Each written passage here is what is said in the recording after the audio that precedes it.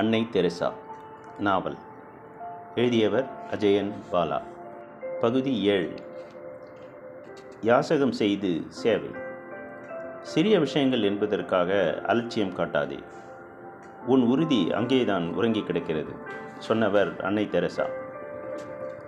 மோத்திஜில், முத்து ஏரி என்பது அதன் அர்த்தம்.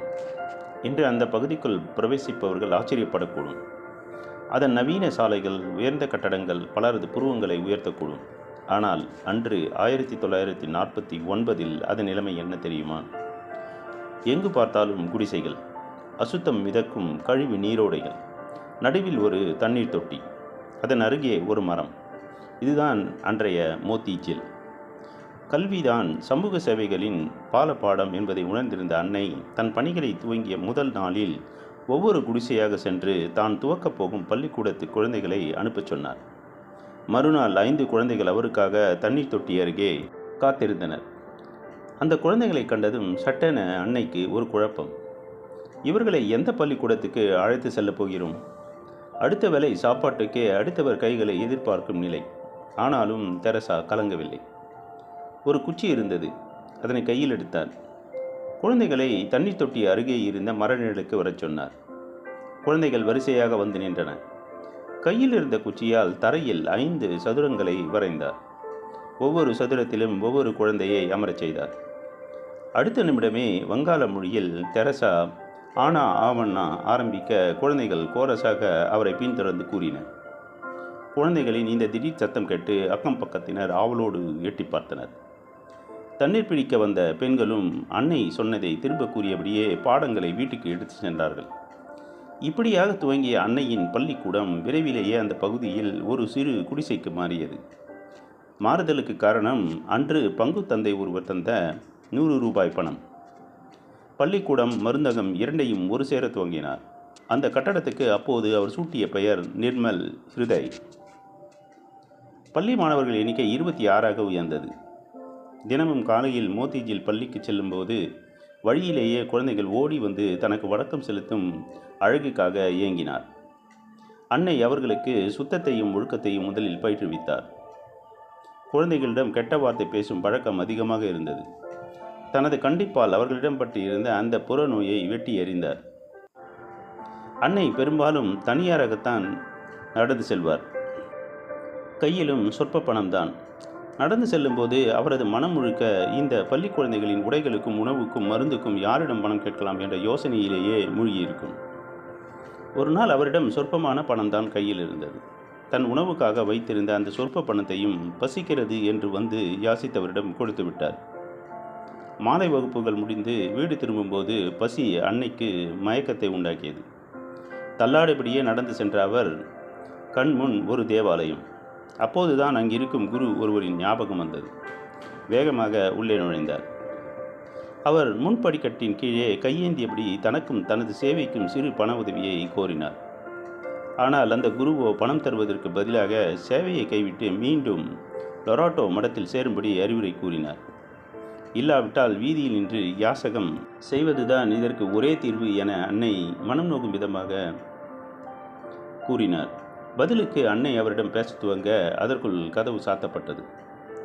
ஒரு நிமிடம் அன்னை அங்கேயே மூடிய கதவின் முன்னே நின்றார். பசி வயிற்றை கிள்ளியது. சிறிது நேரத்திற்கு பின் வெளியில் வந்தார். அவரது கால்கள் தள்ளாடின. பாதையை கண்ணீர் மறைத்தது. அவர் சொன்னது போல் நாம் பிச்சை எடுக்கத்தான் வேணுமா? யோசித்தபடி நடந்தவரின் கால்கள் நிதானித்தன. ஆமாம், அப்படி யாசகம் செய்து சேவை செய்வது என்ன அநாகரிகமாக போய்விடும்? அடுத்த நிமிடமே அன்னையின் முகத்தில் உற்சாகம் துளிர்விட துவங்கியது. அன்று மாலையே கல்கத்தா நகர ரயிலில் பயணித்த கணவான்களுக்கு ஆச்சரியம். தன் முன் யாசகம் கேட்கும் அன்னையின் தோற்றத்தை ஆச்சரியத்துடன் பார்த்தனர். அவரது ஆங்கில முகத்தையும் முக்காடு அணிந்த தூய வெள்ளை வங்காள புடவையையும் புதிராக பார்த்தபடி தங்களால் முடிந்ததை கொடுத்தனர். அன்னையின் உற்சாகம் கண்களில் ஒளியாக அவர்களை நோக்கி பிரகாசித்தது. தொடர்ந்து அன்னை கடிதங்கள் மூலம் பல்வேறு நிறுவனங்களிடம் தன் யாசகத்தை துவங்கினார். கைகள் சோர்வடையும் வரை அன்னை இரவு முழுவதும் பல்வேறு நிறுவனங்களுக்கு கடிதம் எழுதினார். ஈரமுள்ள இதயங்கள் அன்னையின் வீடு தேடி பாடப்புத்தகங்களையும் மருந்துகளையும் இரு கைகளால் கொண்டு வந்து சேர்த்தன. 1949 மார்ச் மாதம் 19ஆம் நாள் குடிசையின் வாசலில் ஒரு பெண்ணின் முகம் நிழலாடியது. யாரம்மா நீ? உனக்கு என்ன உதவிகள் வேண்டும்? அன்னையே, எனக்கு உதவிகள் வேண்டாம். என்னை உங்களுடன் பணி செய்ய சேர்த்து கொண்டால் போதும். அன்னையின் முகம் ஆச்சரியத்தால் மலர்ந்தது. தனக்கு யாரும் துணை இல்லையே என ஏங்கி தவித்த அவரது மனசுக்கு ஆறுதலாக வந்து சேர்ந்தார் அவரது முதல் சிஷ்யை சுபாஷினி. அன்னையின் மடம் வளரத் துவங்கியது. மேலும் சில சகோதரிகள் வந்து சேர்ந்தனர். அன்னை அவர்களை தங்க வைக்க நல்ல இடம் தேடினார். மைக்கேல் கோமஸ் எனும் அன்பரின் உதவியுடன் கிரீக் ரோட்டில் ஒரு மாடியில் ஓரளவுக்கு அனைவரையும் தங்க வைக்க இடம் கிடைத்தது. அறை சிறியதுதான். அன்னை மொட்டை மாடியில் கீற்றை போட்டார். மேலும் இடம் கிடைத்தது. பூத்தொட்டிகள் வைத்தார். வரவேற்பறை தயாராகியது. பழைய மேசை நாற்காலிகளை போட்டதும் அலுவலகம் தயாராகியது. வெறும் கையால் தான் போட்ட இந்த முழம் பலனளிக்கதில் அன்னைக்கு பூரண மகிழ்ச்சி. ஆட்கள் தேடி வர துவங்கினார்கள். நோயாளிகளின் வரத்து அதிகமாகியது. சகோதரிகள் மருந்துக்காக யாசகம் தேடி வீதிகளில் அலைந்தனர். அன்னையின் பெருமைகள் கொஞ்சம் கொஞ்சமாக தெரிய வந்தன. ஒரு நாள் அன்னையை பக்கத்தில் இருந்த வீட்டார் சுப நிகழ்ச்சிக்கு அழைத்தனர். அன்னையின் கையில் சிறிய பை ஒன்று இருந்தது. அன்னை தனக்கு அளிக்கப்பட்ட உணவில் ஒரு பகுதியை தனியாக எடுத்து அந்த பைக்குள் சேகரித்தார். அப்போது பலருடைய இலைகளில் உணவுகள் மீதமிருப்பதை கண்டதும் அவருக்கு சட்டென ஒரு யோசனை உதித்தது. உடனடியாக தனது சகோதரிகளில் ஒருவரிடம் ஒரு பெரிய பை ஒன்றை எடுத்து வரச் சொன்னார். அதற்குள் இலைகள் குப்பை தொட்டிக்குள் சென்றன. அன்னை கவலை கொள்ளவில்லை. நேராக குப்பை தொட்டிக்கே பையுடன் விரைத்தார். சகோதரிகளுக்கு அது புது அனுபவம். மறுநாள் முதல் மீந்த உணவுகளை தேடி சகோதரிகள் விருந்து வைபவங்களில் வாசலில் காத்திருக்க துவங்கினர். அன்னை தெரசா நாவல் தொடரும்.